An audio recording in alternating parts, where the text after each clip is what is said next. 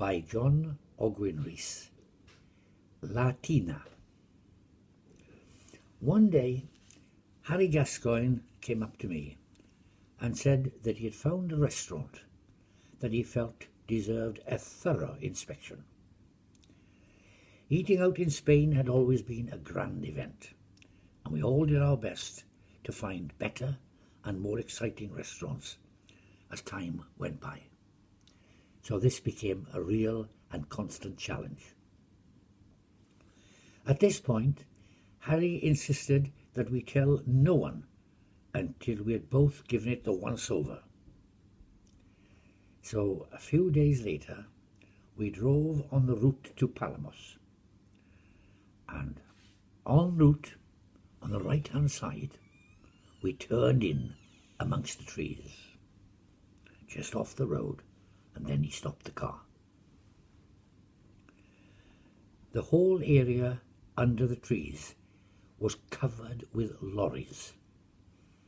There was not one car in sight.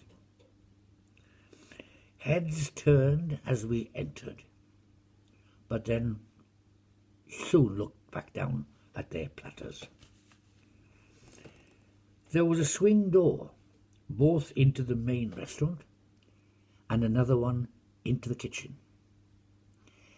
The threadbare curtains hung limp in the windows, which were heavy with cobwebs and hadn't been washed for years. The spittoons were scattered around the floor. But, and this was the real difference, the food smelt out of this world. We looked for a menu, but there was not a single one in sight. Harry, with his previous knowledge, pointed to a small chalk board that hung up on the wall around the various pillars. "That's the menu," he said, "and that's the price for 3 courses and a bottle of wine each." I could not believe it, as it was only around the equivalent of £1 of English money. We sat down and tried to look comfortable and hoped that the waiter would take his time to give us a chance to try and identify the courses. It was all in Spanish, of course. There were 3 choices for each course, so we decided to choose a different starter and see how it went. We'd already decided to adopt the same strategy for the other 2 courses. The mixed salad with tuna, and for me, the stuffed peppers, was brilliant. The wine had already appeared by magic.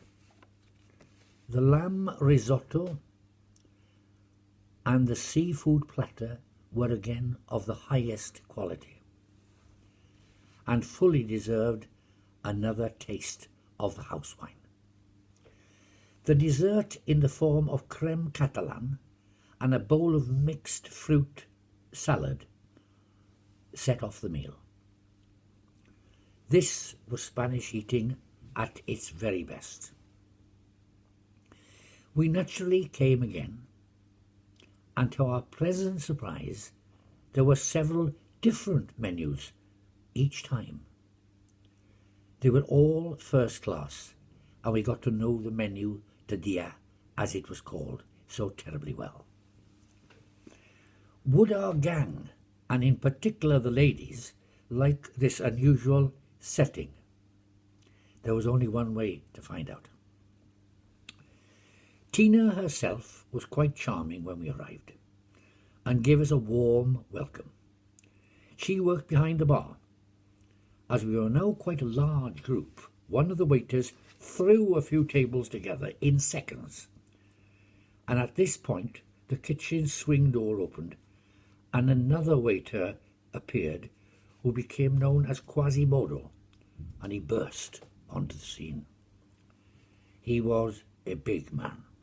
He was a very big man, and was carrying a lot of excess weight, and there were beads of sweat on his brow.